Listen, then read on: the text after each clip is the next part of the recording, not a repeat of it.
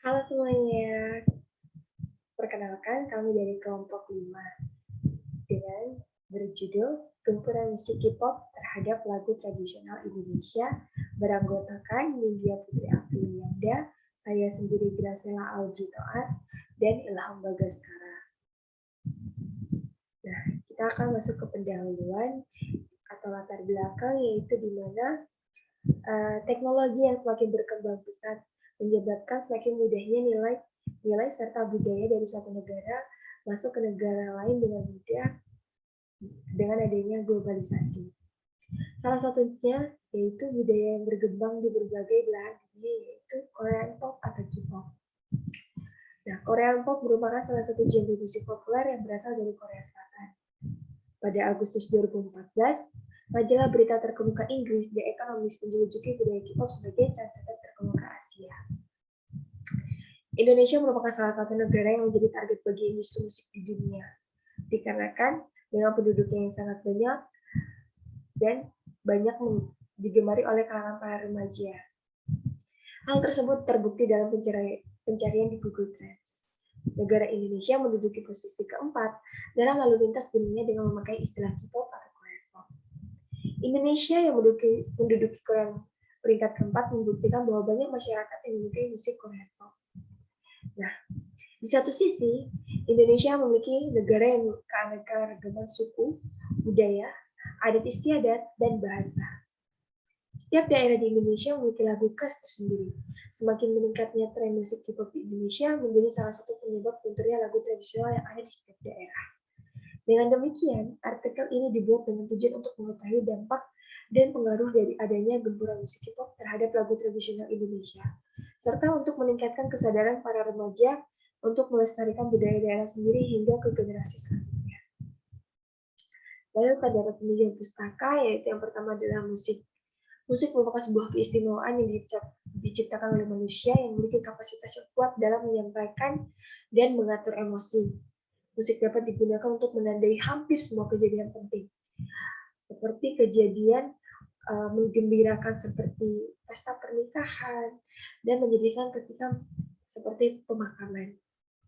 Nah, musik dalam bidang sains juga merupakan bunyi yang berada dalam suatu rangkaian yang teratur, yang nantinya akan masuk melalui daun telinga, kemudian gendang telinga akan tergetarkan, mengguncang cairan di telinga di bagian dalam, serta sel-sel berambut di dalam koklea juga ikut bergetar untuk selanjutnya melalui saraf koklearis menuju ke otak. Ada 3 reticular activating system yang diketahui sampai saat ini. Pertama, gyrus reticular thalamus. Musik akan diterima langsung oleh thalamus yang merupakan suatu bagian otak yang mengatur emosi, sensasi, dan perasaan tanpa lebih dulu dicerna oleh bagian otak yang berpikir mengenai baik buruk maupun intelijensia. Kedua, melalui hipotalamus mempengaruhi struktur basal forebrain termasuk sistem limbik. Dan yang ketiga, melalui akson neuron secara difus mempengaruhi neokortex. Lalu selanjutnya terdapat musik tradisional. Menurut Rolita, musik tradisional merupakan musik yang dipertahankan sebagai sarana hiburan dan hidup di masyarakat secara turun-temurun. Nah, ciri-ciri musik tradisional ada 3. Yang pertama adalah diwariskan dan dipelajari secara lisan. Musik tradisional merupakan musik yang diwariskan turun-temurun dari satu generasi ke generasi berikutnya secara lisan.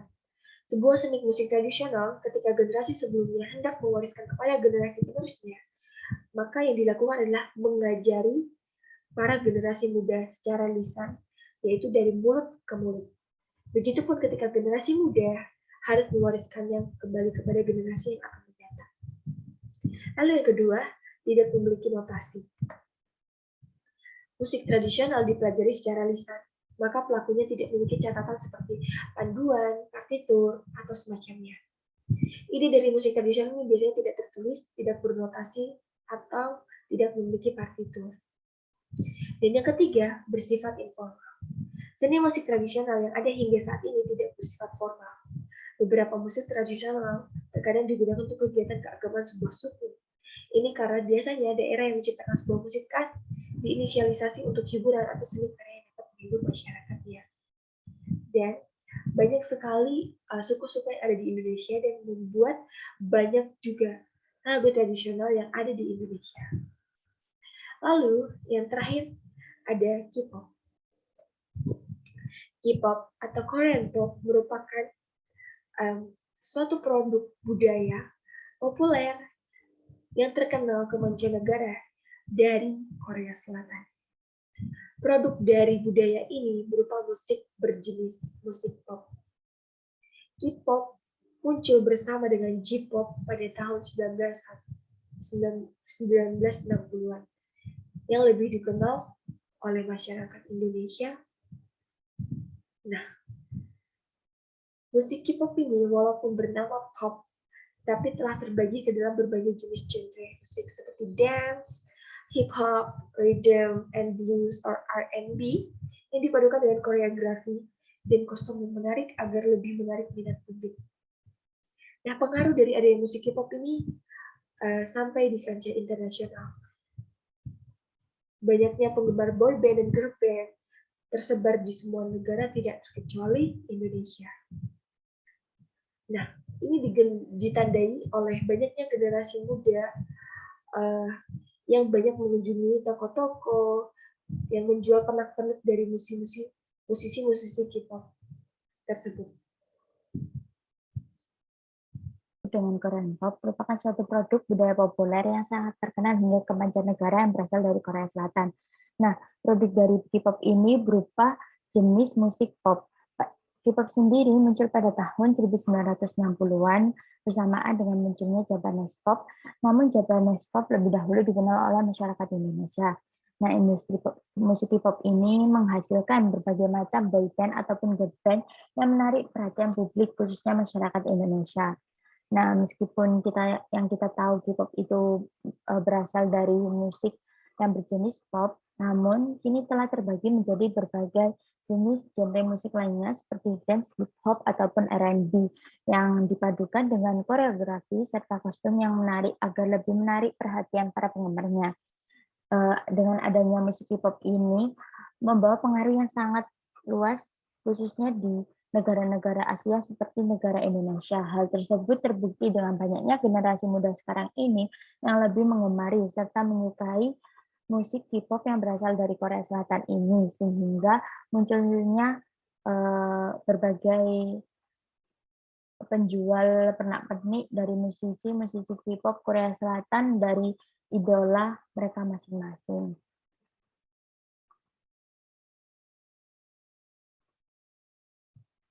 Selanjutnya yaitu metode penelitian. Metode yang digunakan dalam pemecahan permasalahan ini yaitu berupa metode deskriptif dengan pendekatan kualitatif, di mana kita dapat menggambarkan objek berdasarkan realitas sosial yang ada di lapangan. Nah, dari metode ini bisa kita lakukan pengamatan secara langsung ataupun di literatur. Nah, dengan metode tersebut akhirnya akan didapatkan dua data berupa data primer dan data sekunder, di mana data primer ini didapatkan ketika kita melakukan pengamatan secara langsung terhadap lingkungan sekitar kita. Yang kedua yaitu data sekunder, di mana kita dapatkan data tersebut dari studi literatur yang telah kita dapatkan dari berbagai sumber. Nah, seperti yang kita tahu di lingkungan sekitar kita, banyak sekali para remaja yang mengemari musik K-pop daripada musik tradisional Indonesia. Hal tersebut didukung dengan banyaknya studi literatur yang membahas tentang pengaruh adanya budaya K-pop ini terhadap keberadaan musik tradisional Indonesia yang menjadi budaya lokal kita yang mulai menurun penggemarnya. Nah, dengan begitu guna. Untuk selanjutnya adalah hasil penelitian dan pembahasan dari pengaruh musik K-pop terhadap musik tradisional di Indonesia. Dilihat dari tabel 1, pengaruh musik K-pop terhadap Indonesia. Berdasarkan hasil studi literatur yang telah kami lakukan terhadap gempuran musik K-pop terhadap lagu tradisional, membuat lagu tradisional mulai terabaikan di kalangan masyarakat Indonesia tentunya. Masuknya budaya K-pop Indonesia mengakibatkan pengaruh yang cukup besar. Hal tersebut diperkuat oleh beberapa penelitian tentang pengaruh musik K-pop terhadap lagu tradisional Indonesia di bawah ini. Yang pertama adalah Dari referensi kami dari jurnal yaitu Aisyah. Aisyah ini menginformasikan bahwasanya masuknya budaya K-pop di Indonesia mengakibatkan pengaruh yang cukup besar dan keberadaan dari boyband khususnya dan juga girl band. Korea sudah tidak asing dalam kalangan pecinta musik K-pop di Asia, salah satunya yaitu Indonesia. Banyak ya yang beranggapan bahwasanya tema awal masuk K-pop ini diketahui melalui berbagai jaringan sosial media tentunya. Akibat munculnya komunitas pengaruh K-pop yang semakin banyak menandakan jika K-pop mulai merambah di setiap penjuru di daerah Indonesia. Hal tersebut berdampak pada keberadaan musik tradisional Indonesia. Banyak para remaja ataupun orang dewasa yang mulai mengikuti arus perkembangan K-pop. Bahkan, para remaja terkadang tidak mengetahui mengenai lagu-lagu tradisional yang ada di Indonesia, padahal itu budaya-budaya makna dari leluhur. Kemudian selanjutnya adalah referensi dari Rita Wati. Menurut informasinya adalah, pada saat ini perkembangan lagu Indonesia di tradisional yaitu tidaklah seperti yang diharapkan, yaitu mempunyai pergerakan yang sangat lamban. Hal tersebut tidak selaras dengan perkembangan zaman akibat adanya pengaruh arus globalisasi. Nah, di lagu tradisional ini seolah-olah tersingkirkan dengan banyak lagu K-pop yang telah membayar luas di Indonesia. Di lain pihak, era globalisasi kian mendesak budaya lokal dan budaya nasional suatu bangsa, khususnya lagu tradisional yang ada di Indonesia. Budaya bangsa, khususnya lagu tradisional, disebabkan oleh banyak faktor, yaitu yang saya katakan tadi, perkembangan era globalisasi dan pengaruh dari sosial media. Kemudian referensi selanjutnya adalah Folk Rossi. Folk Rossi ini menginformasikan bahwasanya fanatisme terhadap musik K-pop yang terjadi di kalangan remaja membawa pengaruh besar terhadap individu dan hubungan yang terjadi pada diri individu untuk menciptakan suatu keyakinan dan pemahaman yang berupa hubungan, kesetiaan, dan pengabdian. Hal tersebut mengakibatkan kalangan remaja lebih memilih musik K-pop daripada melestarikan budaya lokal, salah satunya yaitu lagu-lagu tradisional Indonesia. Tentunya, temuan dari penelitian ini menunjukkan terdapat perubahan perilaku menjadi fanatisme yang diawali oleh ketertarikan terhadap boyband dan girl band Korea. Sehingga dari kelompok kami, opininya adalah pertumbuhan pasar K-pop di negara Indonesia semakin pesat dan membawa dampak terhadap kelestarian budaya lokal bangsa Indonesia. Hal tersebut sudah ditunjukkan melalui beberapa penelitian yang telah dilakukan. Awal mulanya yaitu musik K-pop ini diketahui melalui berbagai jaringan sosial yang ada seperti contohnya Instagram, Twitter, dan juga khususnya YouTube.